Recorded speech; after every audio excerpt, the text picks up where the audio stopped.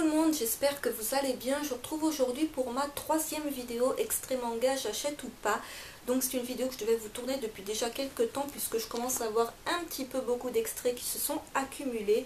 Et donc voilà, j'ai trouvé un créneau horaire pour vous le faire. Alors oui, je tourne avec la lumière artificielle, donc lumière totalement pourrie. Voilà, je m'en excuse, mais j'ai encore d'autres vidéos à tourner et j'ai pas spécialement le temps en journée de vous les tourner. Là j'ai pas mal d'extraits et je vais passer très vite dessus et vous allez voir que mon avis est assez négatif de manière générale à propos de ces mangas, mais il faut savoir que j'ai fait un énorme tri dans qu'est-ce que je commence, qu'est-ce que je ne commence pas, et je deviens de plus en plus sélective parce que j'ai lu beaucoup de choses et parce qu'aussi voilà, j'essaie de me restreindre niveau nouvelle série. Donc je commence avec Save Me Pity de Elsa Brand, c'est publié chez Kana. Donc un manhwa dont je vous ai parlé dans ma dernière vidéo où je vous ai dit que oui, j'ai acheté le manhwa en question, que ça a été une très très bonne découverte, que c'est excessivement drôle et que c'est définitivement un manhwa que je vous conseille. Il n'y a toujours pas de date à l'heure actuelle pour le tome 2, mais bon, pour l'instant ce tome 1 m'a totalement convaincue. Voilà, j'étais absolument pas déçue. C'est vraiment un univers bien développé par l'auteur, voilà, ce côté Grèce antique, et c'est vraiment super marrant.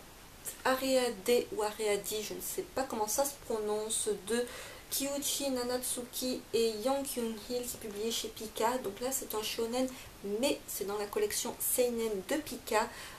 Ça compte pour l'instant 7 tomes toujours en cours.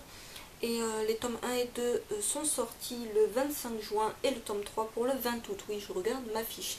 Donc il faut savoir que c'est le dessinateur qui a fait le nouvel Anjonchi et Defense Devil, mais c'est le scénariste qui a fait Ziarn Spedler, et c'est là que ça me pose problème. Non pas que je n'ai pas apprécié Ziarn Spedler, c'est vraiment un manga dark fantasy que j'apprécie beaucoup. Le souci c'est qu'il est en pause depuis déjà quelques temps au Japon, et donc en France du coup. Et c'est le même scénariste, et donc je me rends compte qu'il travaille sur cette série là, mais que l'autre série qui marchait pas mal depuis son lancement a été totalement stoppée. Donc je me dis, si le gars a fait ça avec un manga qui marchait bien, qu'est-ce qu'il va faire avec sa nouvelle série? Est-ce qu'il va également la stopper pour reprendre l'ancienne? Voilà, c'est juste ça qui m'a vraiment dérangé, parce qu'à part ça, je trouve le personnage sur la couverture vraiment badass. Je veux dire, on le voit à peine dans cet extrait. On a juste une image de lui, on nous fait comprendre que c'est le gars qui est tellement dangereux qu'il est isolé dès le départ. Voilà, donc cette histoire d'humains transformés en mutants à cause d'une étoile, et donc ces mutants vont être emmenés sur une île prison, et là ça va être la loi de la jungle pour survivre. Donc le synopsis de base c'est pas extraordinaire, parce que là encore des gens extraordinaires ou un petit peu spéciaux emmenés sur une île où ils vont essayer de survivre.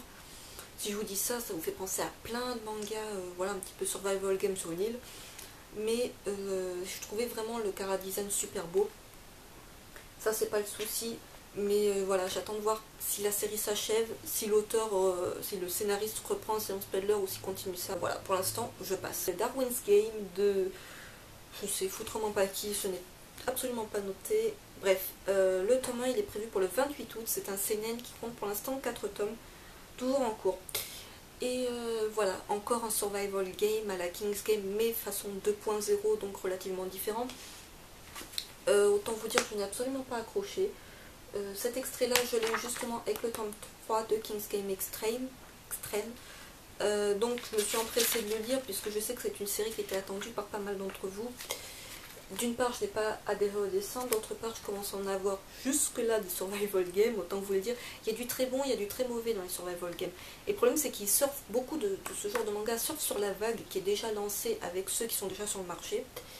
Et dans cette vague, le souci, c'est qu'il y a certes, il y a des bonnes séries, peut-être à côté desquelles on va passer, mais il y a aussi peut-être des mauvaises séries, et c'est celle-là dont on va peut-être entendre plus parler. Je ne sais pas ce que ça vaut. Moi, j'ai pas trop adhéré à ça. En plus, autant vous dire, le premier combat qui s'annonce, le premier jeu qui s'annonce entre notre héros et son premier adversaire, je veux dire, quand j'ai vu ça, je me suis dit Judge Doubt. Voilà. Alors même si c'est qu'un personnage parmi tant d'autres et qu'il y a d'autres choses développées dans ce manga, non, je ne suis absolument pas convaincue. De bons survival game, encore une fois, je me répète, mais je vous conseille Alice in Borderland.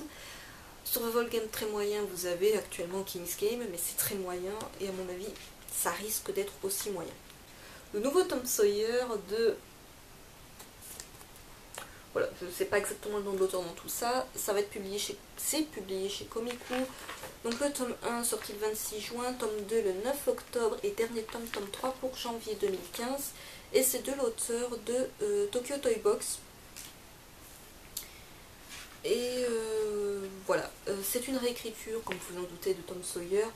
Donc le gars un petit peu sauvage qui va rencontrer le gars qui a aucun rapport avec lui, qui est le gars qui vient de la ville mais qui se retrouve à vivre sur une île un petit peu paumée. Dans un village un peu paumé, donc c'est une île un peu paumée. Ça m'a pas extrêmement convaincu, mais ça m'a pas déplu non plus. Ça ressemble beaucoup à un manga tranche de vie, comme on a déjà vu, le gars de la ville qui va à la campagne.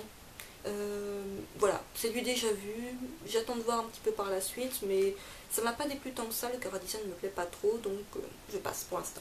Assassin's Creed Awakening, c'est une œuvre originale d'Ubisoft, of course.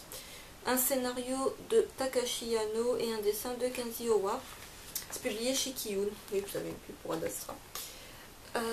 Donc là, c'est une série en 2 tomes. C'est un seinen en 2 tomes. Le tome 1, il est sorti le 12 juin. Et le tome 2, il est prévu pour octobre. Donc ça, autant vous dire, j'étais hyper pessimiste de base parce que qui dit adaptation de jeux vidéo dit manga décevant. Je me suis fait Resident Evil, je vous en ai parlé, je ne l'ai même pas terminé tellement bof quoi. Donc je ne vais pas réitérer l'expérience avec un autre jeu adaptant manga. Sachant que là c'est l'adaptation du 4e jeu d'Assassin's Creed où en fait notre héros Edward Kenway est un pirate, un capitaine pirate, qui va se retrouver à combattre les Templiers. Alors, d'ailleurs, grosse déception lisant cet extrait, même si je ne pensais pas du tout à me prendre la série, c'est quand vous voyez ça, vous vous dites, le gars il a la classe. Sur la couverture, il a plus ou moins la classe. Vous voyez ça, vous vous dites, le gars a définitivement la classe. Puis vous lisez le manga, enfin vous lisez l'extrait, et c'est pas le même gars en fait. Entre temps, ils ont changé un peu sa gueule. Et j'ai pas du tout adhéré au graphisme. C'est des graphismes que je trouve plats. Et surtout, c'est ce que je comprends pas, c'est qu'il y a tellement de licences au Japon qui sont intéressantes et qu'on aimerait voir en France. Pourquoi adapter des jeux vidéo en manga? Je veux dire, il y a tellement déjà de bonnes inspirations, de trucs vraiment originaux dans l'univers seul du manga. Pourquoi aller chercher des trucs comme ça? Donc je passe sans hésiter. Je continue avec Sakamoto pour vous servir, c'est de Nami Sano, c'est publié chez Komiku. Donc là c'est un seinen qui compte pour l'instant 2 tomes, le tome 1 il est prévu pour le 3 juillet et le tome 2 pour le 9 octobre. Komiku met le paquet niveau com dessus, comme Kiyun a mis le paquet pour Darwin's Game. Et ils le comparent, ils ont eu le malheur pour moi de le comparer aux Vacances de Jésus Bouddha et à Tamae Romae, qui sont 2 séries que j'apprécie vraiment beaucoup et dont l'humour m'a beaucoup plu dans les 2 séries. Et quand j'ai lu ça, bon, il compare en plus Sakamoto, il le compare un peu, j'ai vu sur Facebook, il le compare à Chuck Norris. Dans le genre, le gars, en toutes circonstances, il a la classe, il s'en sort, impec, rien à dire. Mais j'ai pas du tout adhéré à l'humour, j'ai pas trouvé le gars spécialement classe, j'ai pas spécialement adhéré au dessin. Voilà, c'est juste le binoclard qui se fait, qui s'en prend plein la tronche par ses camarades de classe et qui s'en sort toujours de manière incroyablement classe, mais j'adhère pas du tout. Alors, je sais pas s'il y en a parmi vous qui sont intéressés par cette licence, mais moi ça sera vraiment pas le cas. The Dusk Maiden of Amnesia, c'est publié chez Kana, c'est de je ne sais pas qui, c'est pas marqué dessus. Je sais juste que c'est un shonen en 10 tomes qui est terminé au Japon. Les tomes 1 et 2 ils sortent cette semaine. Le tome 3 il est prévu pour le mois de septembre, si je vous dis pas de conneries. Oui. Et donc cet extrait là je l'ai eu avec le tome 16 de Black Butler. J'étais intriguée, déjà les couvertures je les trouvais super belles. Une histoire de fantôme, voilà, de fille, elle sait pas comment elle est morte, mais elle hante une école et le gars il va essayer de l'aider. Tout, c'est assez sombre et tout, mais non. Alors déjà les dessins, je trouvais, autant les couvertures je les trouve super jolies, mais les dessins à l'intérieur, pas tant que ça. Je trouve ça très, enfin, bof. Et j'ai pas du tout adhéré, là encore, à cet extrait, à ce début d'histoire. Je suis pas du tout rentrée dedans. J'ai eu une impression de déjà vu, je sais plus dans quoi, mais une mauvaise impression de déjà vu. Donc je passe un peu à regret, parce que je me dis d'un côté, la série est terminée, ça a l'air très attendu. Mais pour l'instant, je passe. Zelfie, c'est de je sais plus qui, pardon. Ethologies Shiono, c'est publié chez Doki Doki. Donc là c'est un seinen en 3 tomes qui est toujours en cours au Japon. Le tome 1 et 2, tome 1 et 2 sortent cette semaine. Et le tome 3 est prévu pour le 1er octobre. Et c'est de l'auteur de Hubelblatt. Et ça, c'est de la science-fiction, c'est genre des pirates de l'espace. Sauf qu'autant Albator c'est génial, autant cet extrait-là ne m'a absolument pas convaincu. Alors soit il y a trop de texte, soit d'un coup il n'y a plus de texte. Au moins niveau équilibre c'est super. Voilà, il y a une bataille spatiale qui s'annonce. Non, no way. Alors déjà que je suis pas trop fan de la science-fiction de manière générale. Dans les films oui, mais pas spécialement dans les mangas. Il faut vraiment que ça soit un truc original, pas du déjà vu et qu'en plus j'adhère bien. Et là, non. Autant vous dire, je n'adhère pas. Erased de Kei Sanbe, c'est publié chez Kiyun. Donc là, le tome 1 il sort cette semaine.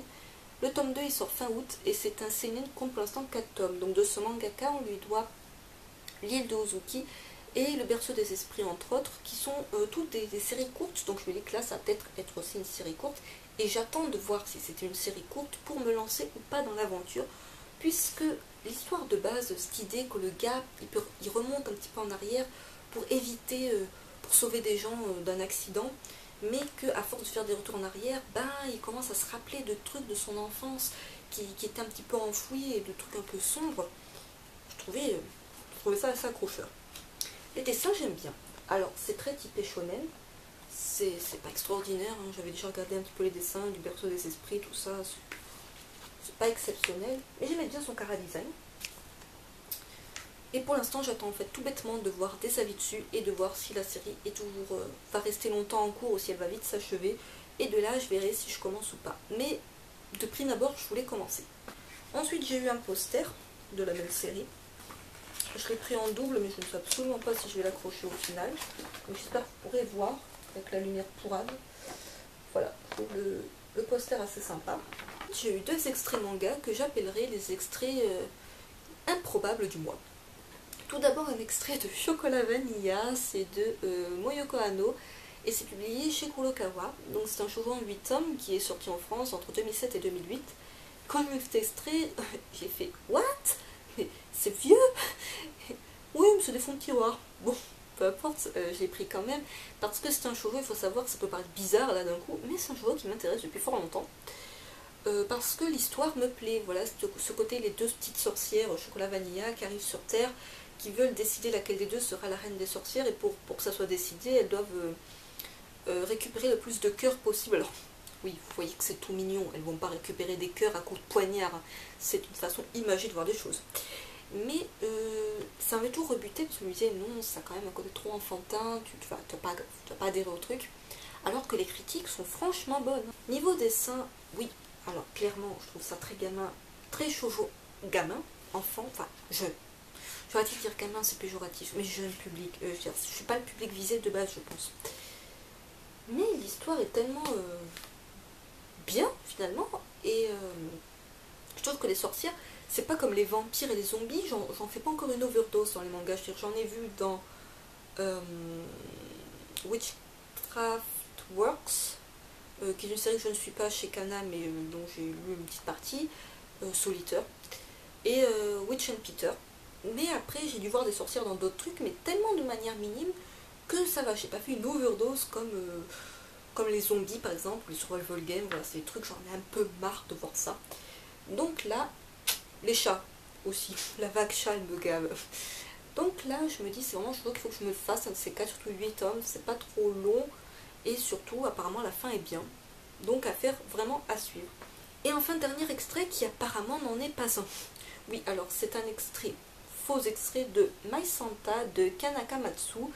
Donc mon père Noël à jamais, My Santa non, c'est publié chez Pika. Je m'embrouille.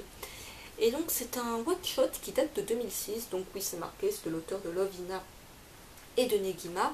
Donc niveau Lovina, il faut savoir que moi j'ai les 6 premiers tomes, quelque chose comme ça, que j'ai jamais terminé.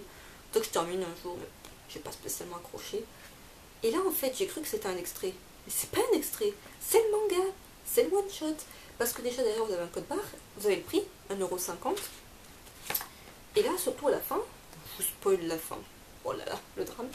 Vous avez marqué fin. Voilà, ça se conclut. tout ça c'est le manga, c'est le manga à lire le plus rapide au monde, quoi. C'est même pas 10 minutes. Et encore parce que j'ai traîné, parce que oh là là, du fanservice, oh là là, une femme encore à poil, alors que le gars c'est un pervers depuis la première page.